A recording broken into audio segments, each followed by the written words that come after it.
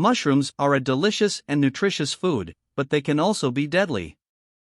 There are thousands of species of mushrooms in the world, and only a small percentage of them are poisonous. However, those few poisonous species can cause serious illness or even death. So, how do you know which mushrooms are poisonous? There are a few things you can look for.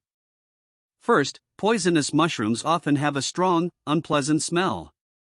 Second, they may have a slimy or sticky texture. Third, the gills, the underside of the mushroom, may be a bright orange or red color. So, only eat mushrooms that you have positively identified as being edible. Never eat mushrooms that you find growing in lawns or along roadsides. If you're unsure about a mushroom, don't eat it. Immediately seek medical attention if you've eaten a toxic one.